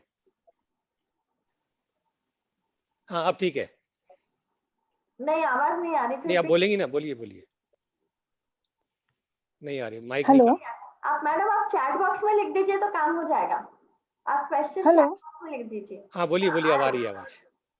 हाँ हेलो। आप हाँ सर, मैं ये जानना चाहती हूँ कि अगर किसी की कोविड टेस्ट रिपोर्ट पॉजिटिव आ जाती है तो डॉक्टर से कंसल्ट किया जाता है, और फिर वो डॉक्टर 4-5 दिन की जो दवाई लिखते हैं जिसमें vitamin C, zinc tablet, antibiotics ये सब होते हैं, तो ये तो सब शुरू करना पड़ता है ना। अगर नहीं है तो फिर क्या उपाय किया जाए? हाँ बहुत इम्पोर्टेंट सवाल है। मैं आपको मेरे घर का ही किस्सा सुनाता हूँ। 1 हफ्ते पहले मेरी 82 साल की मम्मी है, उनको कोविड पॉजिटिव हो गया और उनकी हालत काफ़ी वीक थी और खाना भी नहीं खा रही थी। उनका जब हमने टेस्ट किया तो उनका सीआरपी आया 208। नॉर्मल सीआरपी होता है 6 तक। तो वो 208 की वैल्यू देख करके हमें भी लगा कि ये बहुत ज़्यादा इन्फेक्शन है। लेकिन हमें ये भी मालूम था कि एंटीबायोटिक तो कुछ करेगा नहीं। एंटीबायोटिक यदि हमने इनको दी तो इनका इम्यून सिस्टम जो काम कर रहा है वो भी बिगड़ जाएगा। एंटीबायोटिक नहीं देना है। स्टीरॉयड देना चाहिए कि नहीं? तो स्टीरॉयड का भी रूल है कि जब तक ऑक्सीजन लेवल फॉल नहीं हो तो स्टीरॉयड नहीं देते। उनका ऑक्सीजन लेवल 97-98 था, तो हमने स्टीरॉयड भी नहीं दिया। विटामिन सी तो कुछ नहीं होता, वो एक प्रसाद है, उसका कुछ होता नहीं उससे, तो विटामिन सी भी नहीं दिया हमने। और जो चीज़ें बाकी जो छोटी मोटी दी जाती है बी कॉम्प्लेक्स, वो कोई खास नहीं है। हमने सिर्फ उनको एक गोली दी प्रोबायोटिक की, ताकि उनका जो माइक्रोबायोम है वो स्ट्रांग रहे। तो उसमें प्रोबायोटिक जैसे गोलियां आती है विटामिन टाइप की, वो दी खाली। और मैंने कुछ भी नहीं दिया। हमारे जो सीनियर डॉक्टर है साथ में बोले नहीं देखो तुम स्टीरॉयड देने का सोचो या ब्लड थिनर देने का सोचो। मैंने कहा इंडिकेशन नहीं है, जो पैरामीटर बता रहे हैं कि इसकी इनको जरूरत नहीं है। और मैंने सिर्फ उतना ही किया और उनका ऑक्सीजन लेवल मेजर करे और कुछ भी नहीं किया। अस्पताल भी नहीं गए, सीटी स्कैन नहीं कराया, कुछ नहीं कराया, क्योंकि इंडिकेशन ही नहीं, जरूरत ही नहीं है। हमें मालूम है कि उनके शरीर में क्या हो रहा है। और अब 5 दिन के अंदर उनकी कंडीशन एकदम सुधर गई, खाने पीने लग गई, और जो सीआरपी 208 था वो 3 हो गया। हमने तो कोई दवा नहीं दी, देखा जाए तो। ओके। तो ये सीधा पॉइंट तो ये है कि जब हमें मालूम है कि कैसे काम होता है, तो अगर हम झूठ मूठ की दवा खाएंगे तो उससे क्या होने वाला है। अब मान लीजिए आपको कैंसर है, चलिए मैं आपसे बताऊं कि एक किसी पेशेंट को कैंसर है, हम लोग कैंसर ट्रीट करते हैं। और वो डॉक्टर के पास जाए और डॉक्टर को मालूम है कि इस कैंसर की उसके पास कोई दवा नहीं है, फिर भी वो झूठ मूठ की 5 दवा उसको लिख दे, तो उस मरीज के साथ न्याय होगा कि अन्याय होगा? बिल्कुल अन्याय है। कोविड में भी वही हो रहा है। मालूम है ये दवा बेअसर है, क्यों लिखी जा रही है और हम क्यों खा रहे हैं? सोचने की बात है। और उसमें दवाइयां कुछ तो जो है कि एंटीबायोटिक और स्टेरॉइड तो शुरू में लेंगे तो आपको परेशानी बहुत सारी हो सकती है। तो अपन ध्यान रखें, अपन सब पढ़े लिखे लोग हैं, इंटरनेट पे सारी जानकारियां हैं। आईसीएमआर का वेबसाइट खोलिए, जो कि सबसे इंपॉर्टेंट सबसे बड़ी मेडिकल वेबसाइट है आज की इंडिया गवर्नमेंट की। उसमें लिखा है क्लियरली क्या देना है क्या नहीं देना। उसमें क्लियरली लिखा है कोई एंटीबायोटिक नहीं देना, आइवरमेक्टिन नहीं देना, कुछ नहीं देना, स्टीरॉयड नहीं देना। हम उसको फॉलो करें, और अगर हमारे डॉक्टर को समझ में नहीं आया तो हम उसको दिखा दें खोल के कि देखो भाई ये लिखा हुआ है, अब आप बताओ। ठीक। सर प्रोबायोटिक के लिए क्या लिया जा सकता है? प्रोबायोटिक के लिए बहुत सारी दवाइयां बाजार में मिलती है, जब अगर आपको कोविड हो गया है तो उसके लिए। अदरवाइज तो जो खाना जो मैंने बताया है वो इटसेल्फ प्रोबायोटिक है। बहुत सारे तरह तरह के खाने होते हैं जिसमें कि जो बैक्टीरिया को फीड करता है, तो उसमें बहुत सारे खाने आते वो हैं। जैसे एक लिक्विड आता है याकुल वगैरह, वो ले सकते हैं क्या? कौन सा लिक्विड? याकुल। ये नहीं जानता मैं। प्रोबायोटिक कोई भी लिक्विड नहीं हो सकता। क्यों नहीं हो सकता? क्योंकि जो लिक्विड होगा वो एसिड जो रहेगा स्टमक पे एसिड में जाएगा और डिस्ट्रॉय हो जाएगा। प्रोबायोटिक की अगर कोई गोली होगी तो वो कैप्सूल या गोली फॉर्म में ही होगी, लिक्विड नहीं हो सकता। Okay, thank you. Thank you sir. मैं डॉक्टर अभय मनचंदा को आमंत्रित कर रही हूँ, प्लीज अनम्यूट कर लीजिए। हाँ जी, यस। हाँ जी, it was highly informative, sir. Thank you. Thank you. I want to ask your comments on methylene blue. आजकल इसके बहुत आप तो इसमें हैं। मिथिलीन ब्लू का बहुत सारा यूज लोग कर रहे हैं, बट अनफॉर्चुनेटली उस पर कोई भी स्टडी नहीं हुई है, कोई ट्रायल नहीं हुआ है। और मैं तो एक ही चीज जानता हूँ कि कोविड में इतनी रिसर्च हो चुकी है कि यदि कोई चीज 10% 20% भी फायदा करती तो इमीडिएटली लिटरेचर में आती, इमीडिएटली ट्रायल होते हैं और इमीडिएटली वर्ल्ड वाइड उसका यूज होता है। तो जब उन्होंने ट्रायल करी तो मिथिलीन ब्लू के ऊपर उन्होंने सोचा भी नहीं कि इसका कुछ ट्रायल करने की जरूरत है, because it was not suppose to be very useful.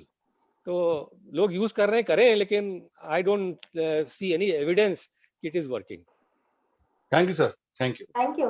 मैं इंजीनियर अखिलेश जैन सर को आमंत्रित कर रही हूँ क्वेश्चन पूछने के लिए।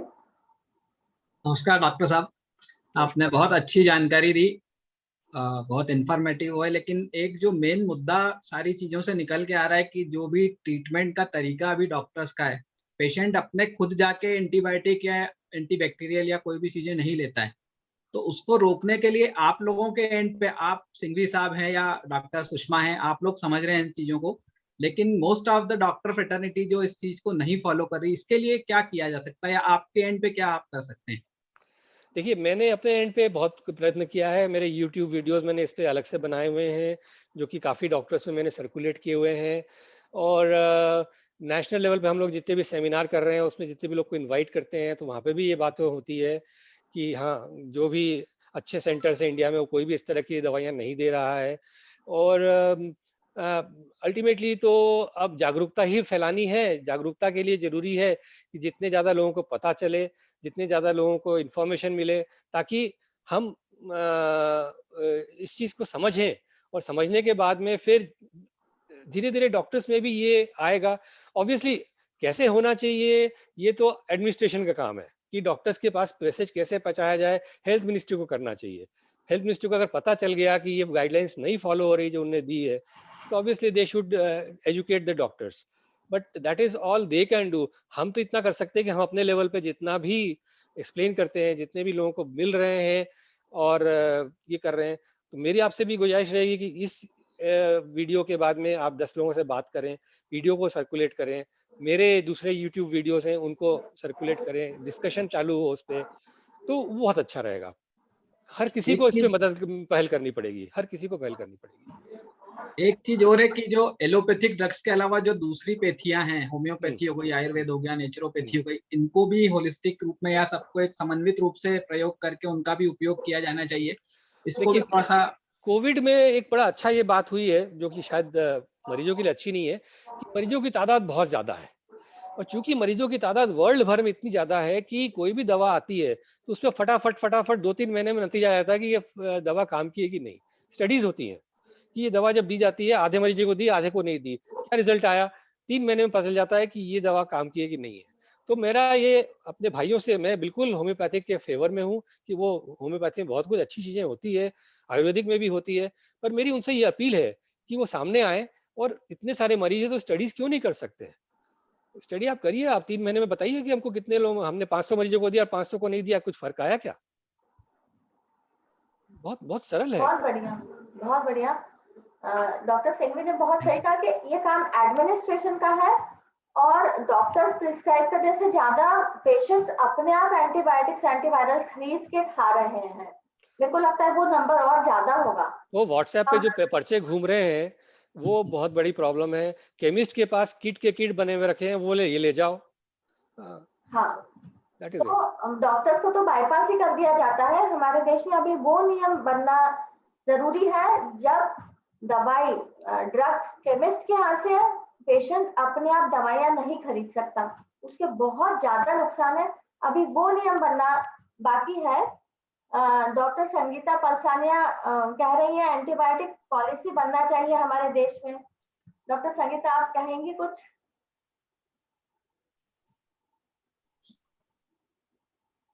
Antibiotic policy is already made in our state. MP is the second state where antibiotic policy has been made in 2017, Kerala ke baad, and it is over all over implemented over in India, so that we want to prevent this antibiotic resistance. Because of this, day to day chemists and all people taking antibiotics from the stores without any prescription. So we have to come out with this strict strategy for that thing. And government of Madhya Pradesh has made this antibiotic policy, which will be implemented soon, as because COVID has come these days. So we are focused on COVID, but antibiotic policy have started in Madhya Pradesh. Very good. मैं doctor क्षितिज को, mister क्षितिज कुमार को आमंत्रित कर रही हूँ। क्षितिज कुमार, आप सुन पा रहे हैं? और कोई प्रश्न पूछना चाहेंगे? यस मैम, मैं निशा, डॉक्टर निशा जी जी, yes yes please Nisha, please yes. Singhvi sir नमस्कार, मैं टेलीफोन नगर में रहती हूँ और मुझे अभी आपकी सबसे ज्यादा जरूरत है, क्योंकि मैं कोविड पॉजिटिव हूँ और मेरा 5th डे चल रहा है और सर मैं ये सब ले चुकी हूँ सर, मुझे बहुत रिग्रेट हो रहा है और मेरा फीवर सबसाइड नहीं हुआ है सर। अब मैं क्या करूँ, because I need you badly, और अगर मुझे आपका पर्सनल वो भी कंसल्टेशन भी लेना पड़े तो I am ready sir for that. Nisha ji, चलिए आपको ये पता चल गया कि क्या सही है क्या गलत है, that is the first step. Secondly, you look very young, so I think you are in good shape. तो आपको रिस्क ज़्यादा नहीं है, इवन दो आपने एंटीबायोटिक खाई है। होपफुली यदि अगर अभी भी आप एंटीबायोटिक और स्टीरॉयड खा रहे हो तो इमीडिएटली बंद कर दें। प्रोबायोटिक चालू कर दें, वो मैं आपको प्रिस्क्रिप्शन दे दूंगा यदि आप मुझे कांटेक्ट करेंगे। और मुझे चाहिए, I am your neighbour only, our father were friends, Siddiqui family near to no problem, तो आप मुझे कांटेक्ट कर लेना, मेरा नंबर भी मैंने दिया हुआ है। So and then another thing which is important is कि आपको फीवर आ रहा है। फीवर आ रहा है सर। तो नाउ फीवर के बारे में बहुत इंपॉर्टेंट है कि कई बार क्या होता है कि बुखार आता है और 5, 6, 7 दिन हो जाते हैं बुखार के, तो जब बार बार मरीज डॉक्टर के पास बोलता है कि मेरा बुखार से बहुत परेशान हूँ और बुखार से मैं ठीक नहीं हो रहा हूँ, तो वो उसको स्टीरॉयड लिख देते हैं कि बुखार उतारने के लिए। वो बिल्कुल गलत है, या हमें भी प्रेशर नहीं डालना चाहिए डॉक्टर के ऊपर कि हमारा बुखार कैसे भी करके उतार दो। तो उसमें हम स्टीरॉयड खाने के लिए मजबूर हो जाते हैं, वो गलत है, क्योंकि स्टीरॉयड की, जैसे मैंने कहा कि अल्टीमेटली बहुत बड़ी प्रॉब्लम होने वाली है। सो बुखार जब होता है और इंटरमिटेंट बुखार यदि आपको आता है कोविड में, तो आपको सुन के बहुत अचंभा होगा कि ये बुखार आपके लंग को प्रोटेक्ट कर रहा है। हाँ, तो जब इंटरमिटेंट बुखार आता है तो एक हीट शॉक पाथवे जो है वो ट्रिगर होता है, और हीट शॉक पाथवे जाकर के आपके एल्वियोलाई को एपोप्टोसिस से रोकता है। तो वो जो अदरवाइज आपके लंग डैमेज शुरू हो जाता, वो बुखार की वजह से वो पाथवे ट्रिगर होता है और वो आपके एल्वियोलाई को प्रोटेक्ट करता है। बुखार क्यों आ रहा है? बुखार इसलिए आ रहा है क्योंकि आपके अंदर इम्यून रिएक्शन चल रहा है between the virus and your immune cells. तो वो झगड़ा चल रहा है, वो लड़ाई चल रही है, उसमें जो साइटोकाइंस रिलीज होते हैं उससे फीवर आता है। तो अगर आपको फीवर आ रहा है तो पहली बात तो खुश हो जाओ कि मेरा इम्यून सिस्टम सही काम कर रहा है। दूसरी चीज ये है कि अगर आपको फीवर इंटरमिटेंट है, एक बार आया उतर गया, एक बार आया उतर गया, तो हमें कुछ भी नहीं करना है, जस्ट उसको वॉच करना है। फीवर आए तो ठंडी पट्टी रख के अपने को आपको कंफर्टेबल करने की कोशिश करो। 10-12 दिन के अंदर फीवर उतर जाना चाहिए। 98% पेशेंट्स में उतर जाता है। That is all that needs to be done. Sir, I will contact you sir shortly, and thank you so much. I was so lucky that being a COVID positive person, I was in a panic state. I am thankful to Sushma ma'am and you. थोड़ा confidence develop हुआ है, मैं बहुत डर गई थी sir, honestly sir. And मेरी पूरी family covid positive, including my 8-year-old daughter, so I really needed this kind of, मैं बहुत ज्यादा स्ट्रेस में हूँ sir, but now I will definitely contact you personally. Thank you so much. Doctor Abhay Vanchanda कुछ पूछना चाहते हैं? एक सर, एक क्वेश्चन था in the interest of public. आजकल आवाज आ रही है मेरी? जी जी बिल्कुल। हाँ जी, आजकल क्या हो रहा है कि बहुत सारे जीपीज, जनरल प्रैक्टिशनर्स, या वो लोग फीवर के साथ के लिए विडाल भी करवा रहे हैं, तो उसमें टाइफाइड क्रॉस एंटीजेनिसिटी आ रही है। अब इसके आगे आपको बताइए, क्योंकि ये लोगों के इंटरेस्ट का है। सबसे बड़ी इंपॉर्टेंट बात है कि विडाल इतना नॉन स्पेसिफिक टेस्ट है कि for the general public Widal एक ऐसा टेस्ट होता है जिसमें वो STIFO लिखा रहता है 1 in 180 ऐसे करके आपको एक रिपोर्ट दी जाती है। हमने विडाल टेस्ट कम से कम कराना 10 साल से बंद कर रखा है किसी भी पेशेंट का। टाइफाइड होता है तो हम ब्लड कल्चर करा के ही उसको कंफर्म करते हैं, हम विडाल से नहीं करते। विडाल में ये है कि अगर आपको 6 महीने पहले भी टाइफाइड होगा तो वो आएगा, तो कभी भी उसको टाइफाइड लेबल नहीं करना है। कई बार लोगों को फीवर नहीं रहता, विडाल पॉजिटिव है और बोलते हैं साहब आपको टाइफाइड है, और उनको एंटीबायोटिक दे देते हैं, है ही नहीं, बुखार ही नहीं है, तो बगैर बुखार के टाइफाइड कैसे हो सकता है? तो क्वेश्चन ये है कि विडाल टेस्ट पे बिल्कुल भरोसा ना किया जाए, और वो अगर कोई कराए भी तो हमें कहना है कि भाई हमें इसकी जरूरत नहीं है, हमें नहीं कराना, उसको बिल्कुल नहीं कराना। यही एक प्रश्न डॉक्टर जैन का भी है कि बुखार में पैरासिटामोल देना चाहिए नहीं देना चाहिए, तो डॉक्टर सिंघवी ने वो आंसर कर दिया है। और एक क्वेश्चन ऐसा है कि हम इतने सारे एंटीबायोटिक्स खा रहे हैं, तो क्या बाद में कैंसर की पॉसिबिलिटी हो जाएगी? ऐसा एक क्वेश्चन चैट बॉक्स में है। This is a very interesting अभी एक क्वेश्चन था इसी के साथ कि आपने जैसे बताया अभी कि एंटीबायोटिक्स बंद कर दिए, जो हमें तो बताया जाता है कि एंटीबायोटिक्स का कोर्स पूरा करना पड़ता है, तो अभी जैसे आपने बताया था कि बीच में बंद कर सकते हैं। हाँ धर्मेंद्र जी, अगर एंटीबायोटिक किसी जायज कारण से दी जा रही है कि हाँ हमें एक्चुअल में टाइफाइड हो गया है, एक्चुअल में ब्लड कल्चर में आ गया है कि हमारे अंदर टाइफाइड के कीटाणु हैं ब्लड कल्चर में, तो वो उसमें हमें पूरा कोर्स दे करके उस टाइफाइड के कीटाणु को खत्म करना जरूरी है। पर हम बेवजह कोई चीज खा रहे हैं तो उसको क्यों हम आगे खाएं, तो ये चीज बहुत जरूरी है। तो एंटीबायोटिक अगर हम देखेंगे तो एंटीबायोटिक खाने के बहुत कम कारण होते हैं। जो आज अगर हम देखें तो मैंने कम से कम 6 साल से तो एंटीबायोटिक नहीं खाई है, हमारे घर में हमने किसी को नहीं खाने दी है, तो फिर भी सब मजे में है। तो क्वेश्चन ये है कि बुखार होता है, फीवर आता है, किसी को खांसी होती है, किसी को लूज मोशन होते हैं, वो सब अपने आप ठीक हो जाता है, उसमें एंटीबायोटिक खाने की जरूरत नहीं होती है। अगर जरूरत है जो कि जायज है, किसी को निमोनिया हो गया, किसी को सेप्टिसीमिया हो गया, किसी को यूरिनरी ट्रैक्ट इन्फेक्शन हो गया, तो उसमें पूरा कोर्स लेना है, यहाँ तक सही है। दूसरा प्रश्न था वो कैंसर वाला, दैट इज वेरी इंटरेस्टिंग। क्या होता है कि हमारा गट माइक्रोबायोम का जब डिसबायोसिस हो जाती है, जब अनबैलेंस हो जाता है, कुछ कीटाणु खत्म हो जाते हैं, तो इन्फ्लेमेशन शुरू हो जाता है। इन्फ्लेमेशन जब शुरू हो जाता है बॉडी में तो लीकी गट सिंड्रोम होता है। तो ये पूरा लेक्चर ही है हमारा इसमें। तो जब लीकी गट सिंड्रोम होता है तो लीकी गट सिंड्रोम से क्या क्या बीमारियां होती है, हाइपर इन्फ्लेमेटरी रेस्पॉन्स होता है, तो आपको हार्ट की बीमारी होती है सबसे पहले, जगह जगह एथेरोस्क्लेरोसिस होती है, आपको ब्रेन की बीमारी होती है, डिमेंशिया होता है, डिप्रेशन होता है, थायराइड चला जाता है आपका, आपको हाइपोथायराइडिज्म होता है, आपकी जॉइंट्स में गड़बड़ होती है, आपको आर्थराइटिस हो जाती है, इरिटेबल बावल सिंड्रोम होता है, अस्थमा होता है। और हम ये भी जानते हैं कि इन्फ्लेमेशन के पीछे कैंसर भी होता है। तो अगर क्रॉनिक इन्फ्लेमेशन रहेगा तो it can turn into cancer. Diabetes definitely होती है। तो ये सारी चीजें पॉसिबल है theoretically, yes. Thank you so much. अब मैं हमारे ग्रुप के बहुत ही सीनियर पर्सन श्री रविंद्र पहलवान जी को आमंत्रित कर रही हूँ अपने आशीर्वचन देने के लिए, और उसके बाद मैं सोनी जी को लूंगी। सुषमा जी, उसके पहले एक और क्वेश्चन पूछ लेता हूँ मैं लास्ट। नहीं, आराम से पूछिए साहब, कोई जल्दी नहीं है। जी बिल्कुल। अभी सर, जैसा हमारे यहाँ हम लोग देख रहे हैं कि प्लाज्मा का बहुत ज्यादा मतलब वो किया जाता है, तो उसका लिए कोई रीजन होता है या क्या है मतलब? वो तो वही है, ये एक और है, बहुत सारे जादू मंत्र चल रहे हैं, doxycycline, azithromycin, favipiravir, ivermectin, plasma भी उसी में आता है कि ये एक जादू मंत्र है, कुछ नहीं हो रहा है उससे, किसी को फायदा नहीं हो रहा है। और प्लाज्मा अगर आप साइंटिफिकली पूछेंगे, प्लाज्मा थेरेपी का रोल 1% पेशेंट में होता है। वो 1% पेशेंट कौन से होते हैं? जो कि बुखार आया, कोविड पॉजिटिव आया और 48 घंटे हुए, उसमें प्लाज्मा लगा दो। 48 घंटे के अंदर यदि आप प्लाज्मा लगा दो बुखार आने के और कोविड पॉजिटिव होने के, और उस पेशेंट की कंडीशन वर्सन हो चुकी है 48 घंटे में, तो उसको फायदा होगा। अगर ये पैरामीटर नहीं है तो प्लाज्मा का कोई रोल नहीं है। प्लाज्मा में क्या एंटीबॉडी होती है, किसी को कोविड इन्फेक्शन होगा तो उसका इम्यून सिस्टम 4-5 दिन में धमाधम एंटीबॉडी बनाने लगता है।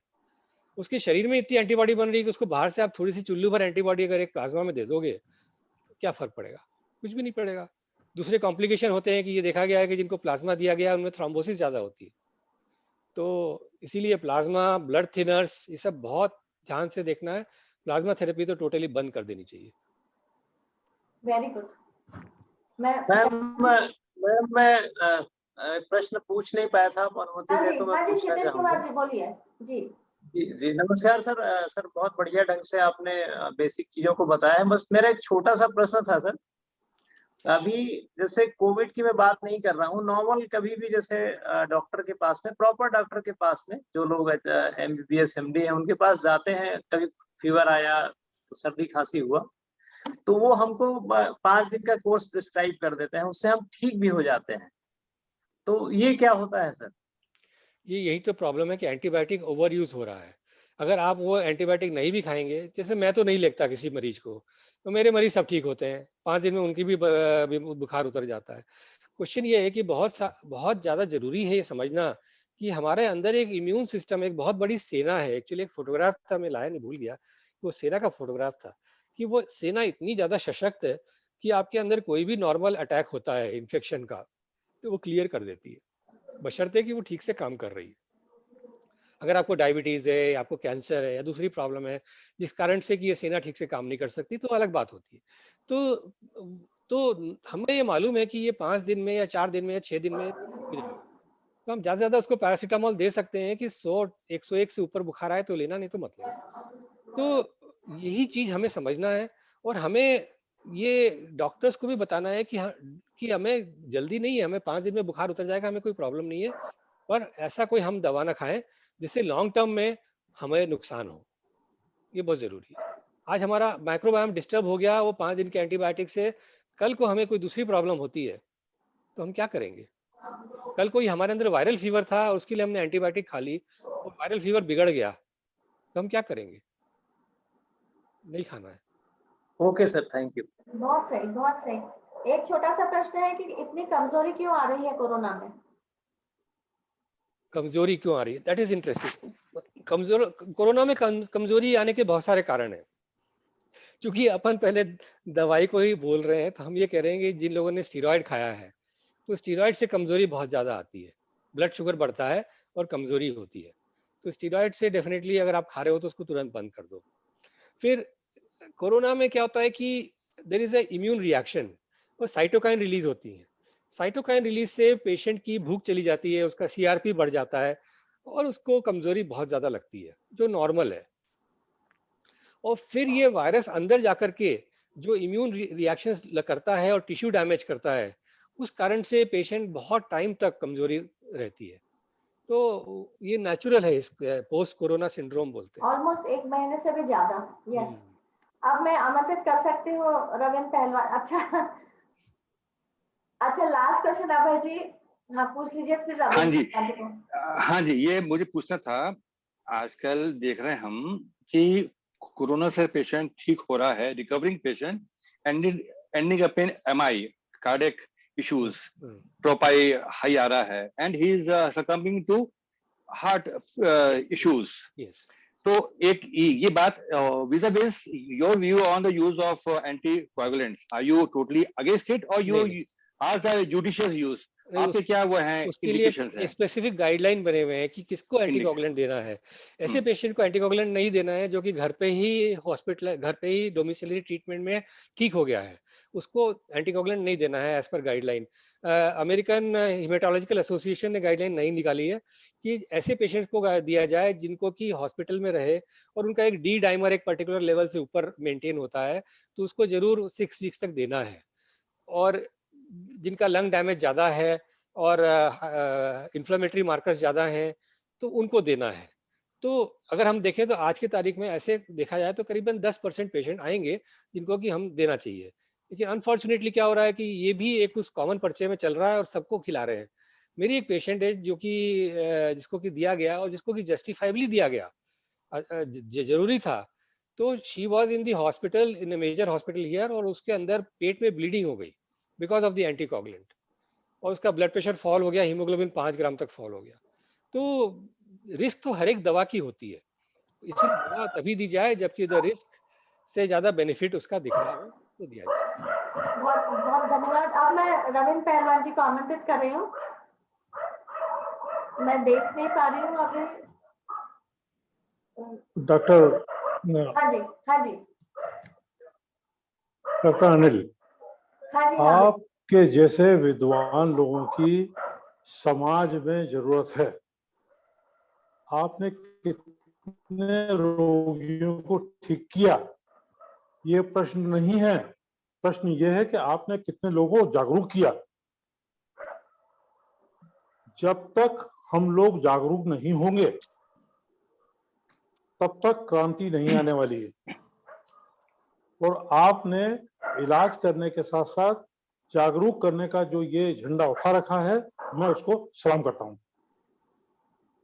Thank you so much, thank you friends. Ravindra पहलवान जी बहुत अच्छे लेखक हैं, कवि हैं, बहुत अच्छे चिंतक हैं और हमारे ग्रुप के मुख्य स्तंभ हैं। धन्यवाद। अब मैं सोनी जी को आमंत्रित कर रही हूँ आभार प्रदर्शन और सार देने के लिए।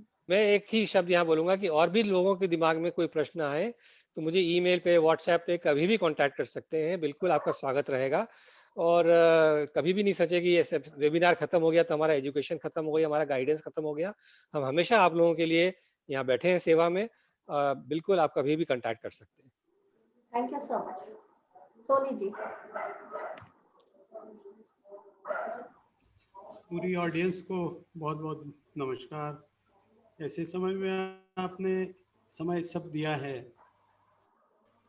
जिसको हमें सुनना है। मतलब हमें ये लग रहा था कि आज पूरा पैनल डॉक्टर का था, सवाल भी डॉक्टर्स के थे और आंसर एक स्पेशलिस्ट डॉक्टर के भी थे। तो डॉक्टर सिंघवी कहना चाहिए कि जो ग्राउंड का वर्क जिनका इतना स्ट्रांग है, 30 साल तक जिन्होंने पेशेंट्स की सेवा की है, तो जो जिस मनोवृत्ति से हम सुन रहे हैं उनका कि उन्होंने, मुझे लगता है उन्होंने रोग की उपचार नहीं की, उनने रोगी का उपचार किया है। क्योंकि रोगी को समझना बहुत बड़ी चीज है कि उसके भीतर क्या क्या चल रहा है। केवल रोग नहीं चल रहा है, रोग के अलावा कुछ है। तो मुझे ये लगता है कि आपकी पूरा सेंट्रल आइडिया आज की स्टडी का ये था कि जो वास्तव में जो प्रॉब्लम कोविड की प्रॉब्लम है, वो प्रॉब्लम दूसरी तरह से जो इम्यून सिस्टम है उससे लड़ी जा सकती है। मुझे याद आता है कि मिलिट्री में सिस्टम जो होता है वार का सिस्टम, उसमें 2 लाइन ऑफ डिफेंस रहती है। एक फर्स्ट लाइन ऑफ डिफेंस जिसको हम जनरली सुनते हैं, वो बॉर्डर सिक्योरिटी फोर्स लड़ा करती है, और सेकंड लाइन ऑफ डिफेंस जो है वो रियल लड़ने वाली सिस्टम है, वो है मिलिट्री की ओरिजिनल सिस्टम। तो जिस तरह से आपने बताया अपने इस पूरे इसमें एपिसोड में कि हम बॉर्डर सिक्योरिटी फोर्स टाइप की जो फोर्स आगे की है हम उससे लड़ते रहते हैं, और रियली हमारे पास जो मिलिट्री है उसका हमने ध्यान ही नहीं दिया, उसे हम पेंडिंग में डाल दिया और उसको हमने काम नहीं लिया। तो कुल मिला के हमें ये लगता है कि उस पे ज़्यादा ध्यान दिया जाना चाहिए। दूसरी तारीफ में आपकी ये करना चाहूँगा कि आपके प्रोफेशन के लोगों के बारे में ये बहुत बड़ा साहस है कि ये बात कहना कि एंटीबायोटिक को यूज़ किया जाए या न किया जाए, क्योंकि डॉक्टर्स रोज लिख रहे हैं। वो अलग बात है कि वो किस कंडीशंस में लिख रहे हैं, पर आपने अपने ही प्रोफेशन को एक तरह से अवेयरनेस देने की कोशिश की। ये बहुत आपका, इस पे हमारा ग्रुप भी आभारी है और आपके विचारों के प्रति हम आभारी हैं। ये बहुत बड़ी अच्छी बात है। मैं आपसे एक रिक्वेस्ट करना चाहूँगा कि साइंस में या मेडिकल में भी ये होता है कि एम्पिरिकल फार्मूलाज चलते हैं। एम्पिरिकल मतलब आपके थ्योरी क्या है और प्रैक्टिकल क्या है और एक्सपेरिमेंट्स क्या है, उनके रिजल्ट्स क्या है, ये सब मिला के एक एम्पिरिकल सिस्टम बनाते हैं कि क्या हमें करना चाहिए और क्या हमें नहीं करना चाहिए। एक सिंपल पेम्पलेट आप दें तो बड़ा आपकी मेहरबानी होगी। जिस तरह मैंने अभी नोट किया कि क्या आपके इम्यूनिटी सिस्टम के लिए आपको क्या करना चाहिए और क्या नहीं करना चाहिए। आपने बताया कि लेस यूज ऑफ एंटीबायोटिक। आपने दूसरी बात बताई कि वायरस पर एंटीबायोटिक का कोई प्रभाव नहीं होता, तो वायरस अगर अटैक कर रहा है तो उसमें फालतू से एंटीबायोटिक न ले। आपके लेस देन 3 इयर्स का अगर कोई स्टूडेंट बच्चा है तो उस पे एंटीबायोटिक यूज करना ही नहीं चाहिए। बड़ी बहुत ही इतना इंफॉर्मेटिव है आपका कि मुझे ताज्जुब हो रहा है कि इस 1 घंटे में आपने क्या क्या दे दिया हमको, इतनी अवेयरनेस हमको दी है। और डॉक्टर्स के पैनल भी बड़े, जिसको जच रहा है सब कुछ कि रियली आप जो बोल रहे हैं उसमें वास्तव में वजन है, उसमें बात है और उसमें आपके अनुभव पीछे काम कर रहे हैं। तो मैं बहुत बहुत धन्यवाद पूरी ऑडियंस का करता हूँ, सभी डॉक्टर्स का करता हूँ ग्रुप की ओर से। डॉक्टर सुषमा रावत ने जो ये मूवमेंट चला रखा है, इसको मूवमेंट कहता हूँ, मूवमेंट, कि इसमें आपने बहुत बड़ी आहुति डाली है डॉक्टर साहब, सिंह साहब, इसके लिए बहुत बहुत धन्यवाद, आभार सबका। और स्पेशल आभार धर्मेंद्र जी का, जो इतनी मेहनत करके शुरू से आखिरी तक रिकॉर्डिंग तक हमको YouTube में अपलोड करके दे रहे हैं। उनका बहुत बहुत धन्यवाद। सारे ऑडियंस का धन्यवाद और हम अगले शुक्रवार रात को मिलेंगे बहुत अच्छे टॉपिक के साथ कि